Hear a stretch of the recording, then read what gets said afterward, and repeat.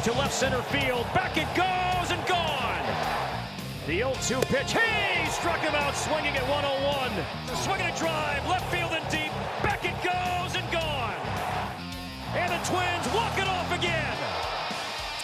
It is Friday at 9:30, which means we visit with Cory Provus, the voice of the Twins. His appearances are brought to us by Welton's Tire Service. I feel for him because we chatted. We showed the highlights earlier. The game was delayed. Then it took a 3.5-hour baseball game. Then get on a flight. These are the what people don't see about the glamorous of television and doing broadcasting, correct? Yeah, it doesn't happen too often. It's still, the plane is waiting for you. You don't touch your bags. You're staying at beautiful hotels. It could be a lot worse. It could be a lot worse. Yeah. So it's a long night, quick turnaround. But you know what? Nothing was going to stop me from chatting with my buddy Dom Izzo. I don't care how sleep deprived I am today, buddy. All right, we got to make sure we save that loop. That was pretty good. This whole week had to be a challenge. I'm talking for you personally, just to do the games. There's nobody there. The team isn't playing well. The White Sox are beating their brains in. Just describe the challenge of the broadcaster. You got to call the game. That's your main objective. But to try and put a rosy glow on that is really hard to do considering what happened this week. Well, I was telling Perk when the series started, I said, hey, there's a good chance the umpires are going to hear you. So just be careful this week about what you say and your tone, because they'll probably hear you from our booth with how the ballpark was going to look. None of it was surprising with school starting up. I think the two teams where they're at, that I wasn't surprised with the turnout. And look, I'm never going to judge fans for coming or not coming. That's their own lives and what they have going on. I'm not privy to all that. So I wasn't surprised, but the caliber of play drives it. And I think when you have a good product and you're winning games, it's more appealing to go. And the Twins, since the All-Star break, are the worst team in baseball. I can't sugarcoat that. They're 15-29. And what we saw this week is what we've seen quite a bit, that, you get to the bullpen and then who knows. And when you trade away your top 5 bullpen guys, I don't think anybody's shocked by these results. It doesn't make it any easier, but it feels like Groundhog Day. We're seeing the same kind of game where, there are stretches when you can pin it on the offense, and they've had some rough games, runners in scoring position. But how many times have we seen these guys score 5, 6, 7, 8 runs and still lose? And it's just that the pitching numbers are horrendous right now. And it's not to put all the blame on the bullpen, because there have been some moments where the starters haven't been good. Joe Ryan got hit hard a couple of times, and he's been as good as any starter in the game. Bailey's had trouble keeping the ball in the ballpark all year long. They get a jolt with Pablo back here tonight. Bradley was fantastic against San Diego. Wasn't as sharp last night. Thought his curveball looked really good, though, so we're seeing some progress with him.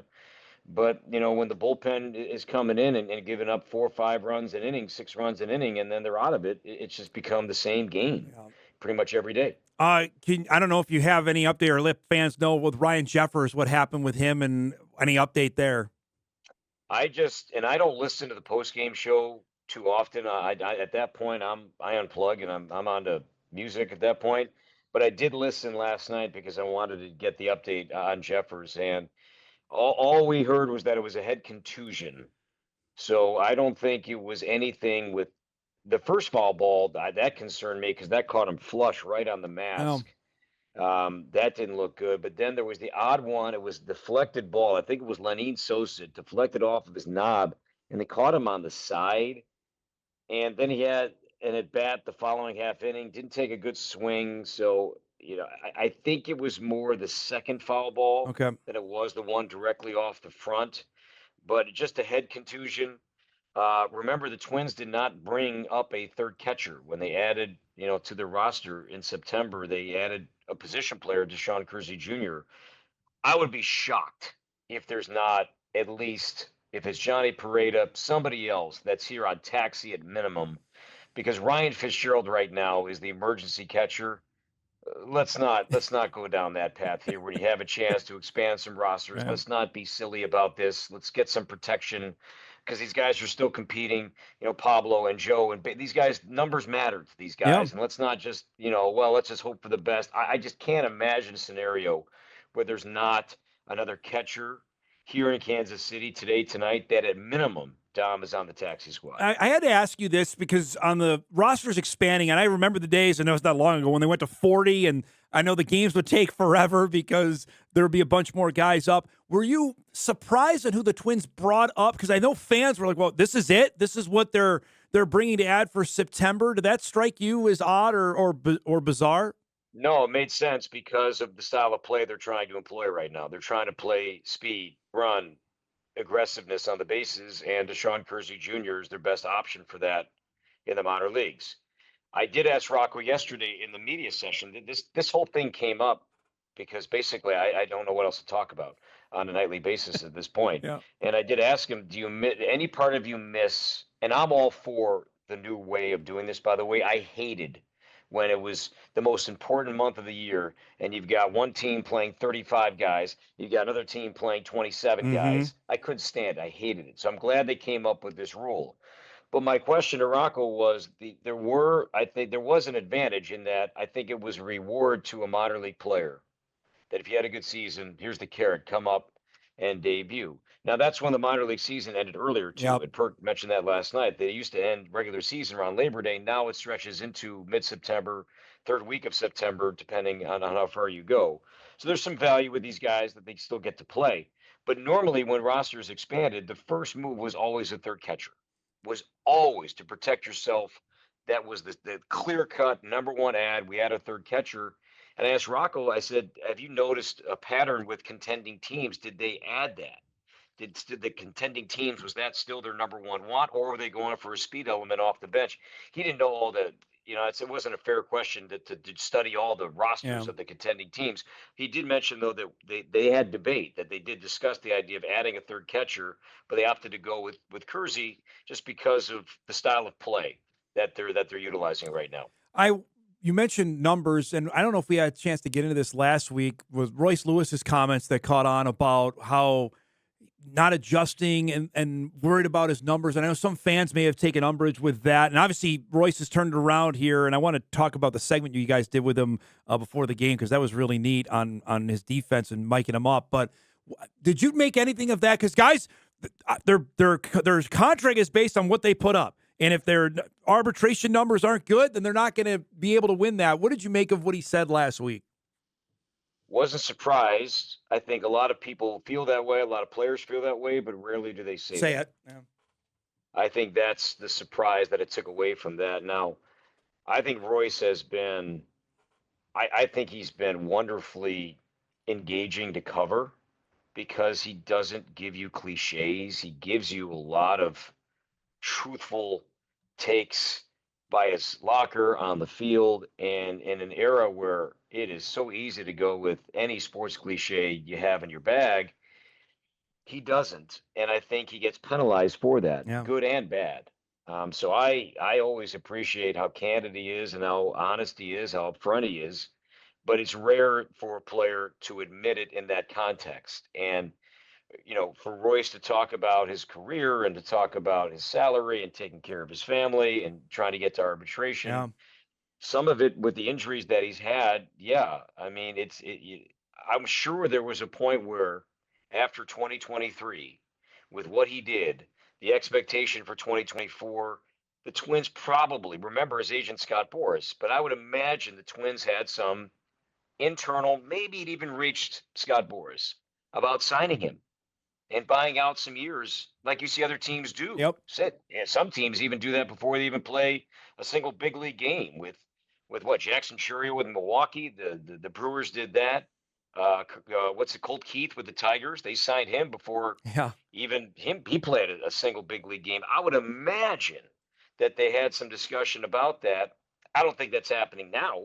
I think you ride out the process with the renew for 3 years, and then you get to arbitration for 3, and then see how the system plays out, just because of what's going on with him from a health standpoint. But I would imagine that let's think about signing this cornerstone player based on what he did in 2023, and see if it works out. Give us the backstory for those. I was watching the game the other night, and you had a tape piece earlier that you and Perk did with Royce mic'd up when he was doing fielding lessons before the game.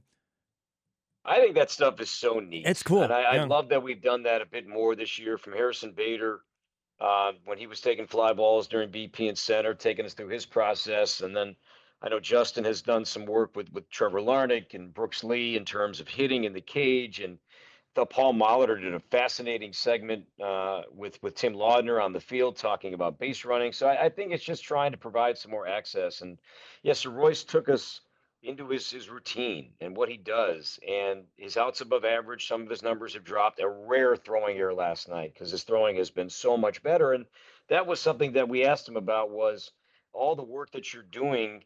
And I said, what have you done with your strength, your upper body, your throwing to improve that part of your game? And he corrected me quickly and said, that has nothing to do with throwing. It's all about your base. And then he took us through that with a certain drill that he has and how he's got his tail turn, he'll get the ball, drop step, and his left foot is in line with the base he's throwing to. Mm. And it's succinct, consistent work that I don't notice with the naked eye, Yeah. but you bet it is a part of his routine. And this was on a day, Dom, he wasn't even playing, but this is still a part of his routine. He does it every single day just to keep that muscle memory going. And I think all that work has certainly paid dividends with the improved defense he's had this year. We'll break. We come back much more with Cory from Kansas City. We'll talk about the matchup with the Royals. Plus, Pablo Lopez is going to be back tonight after missing the last 3 months. More with Cory Provus on the other side of the break on Hot Mic after this. All right, wrapping up our first hour, back with Cory Provus from Kansas City. Twins and Royals coming up tonight. And then a national TV game, which Cory will actually have the call of that tomorrow on Fox before they wrap up. And then they're heading out to the West Coast, take on the Angels. I don't know if I thought we'd see Pablo Lopez pitch again. I know he wanted to do it.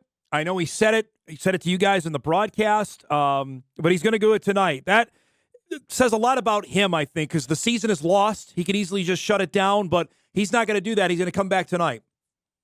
He was adamant from the start that he was going to pitch again this season, and what I've learned with that guy is I believe him. He's one of one. I mean, he is. I've had the privilege of covering 3 different teams, and I don't think I've ever been around a guy like Pablo Lopez.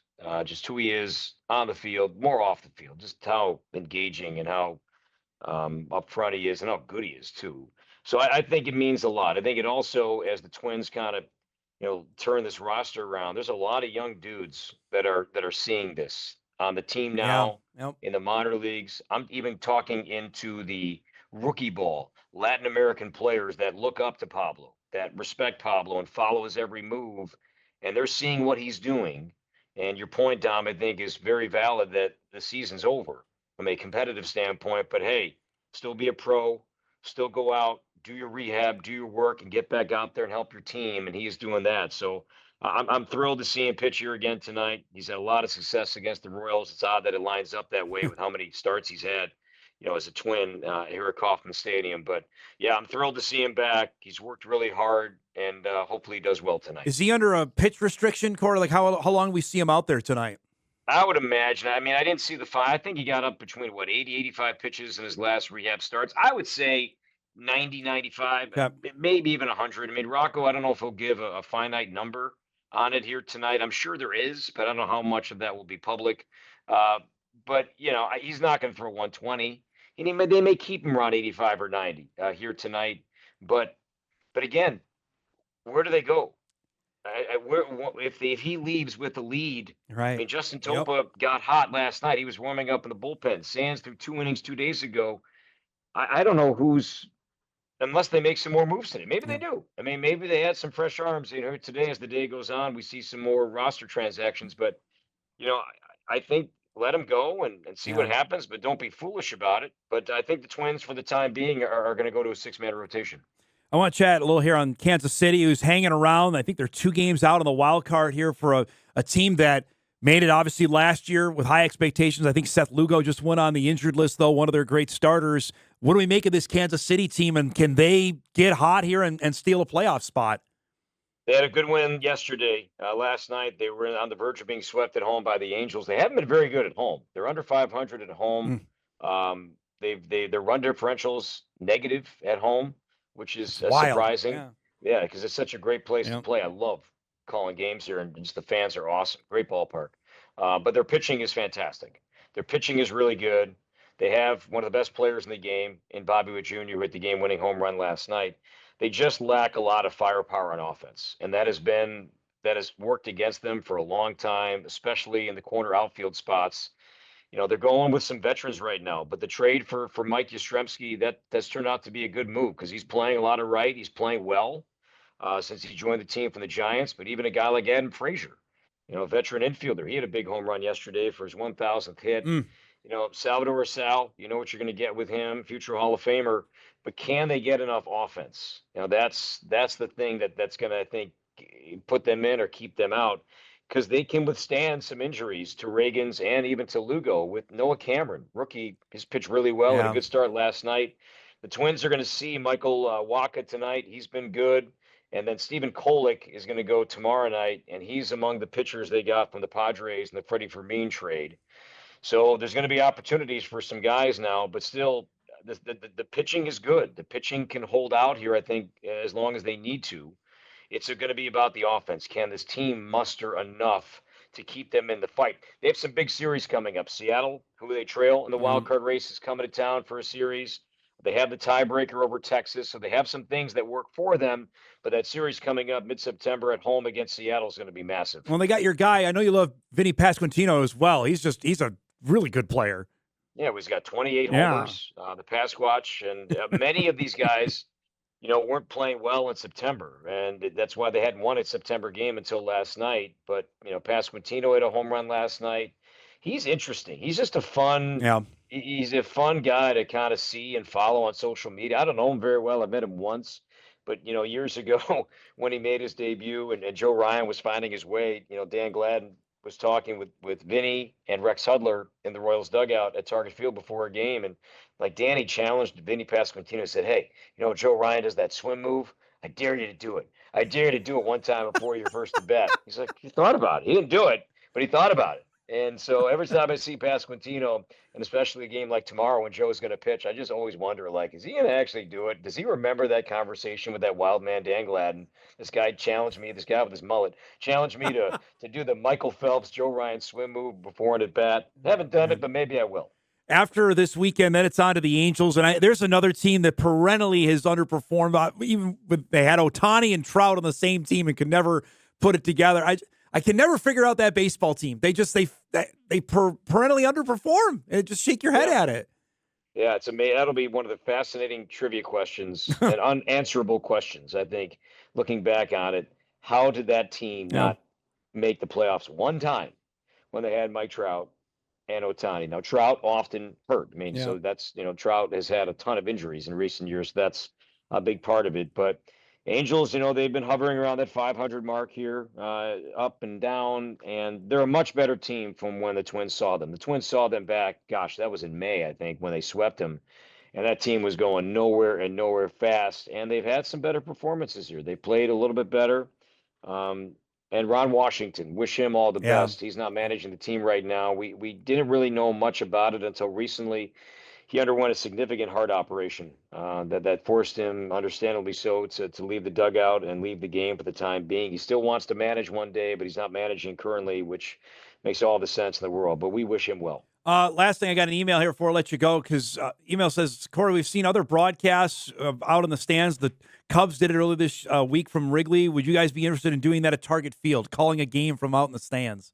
Yeah, Danny and I did that a couple of years ago. We had a sponsor that literally sponsored us to move around the ballpark, and we did one game from Jim Polad's suite. He's got a good spread up there. I bet. That was really good. But then he joined us for an inning, and this was a while back. But then we did one from like the Treasure Island Cove out in right center. I think it'd be fun to do a game from the dock. Yeah, I think that is something I'd be interested in doing. I think from that right field, perch up there, I think would be really fun to see the game and do the game. It won't happen this year, but certainly something that we'll talk about and would like to do again in the future. It's great to see you, bud. Have a great call tonight and all this weekend. We'll do it again next week, okay?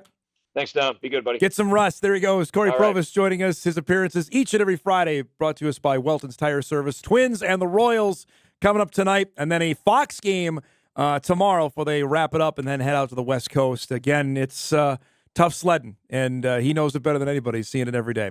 We'll break. We come back. We'll start our second hour heading to Bozeman. That's the game of the weekend in the FCS. Montana State getting ready for South Dakota State. The Cats also getting ready for a trip to Vegas with the Bison. All that coming up. We come back right after this.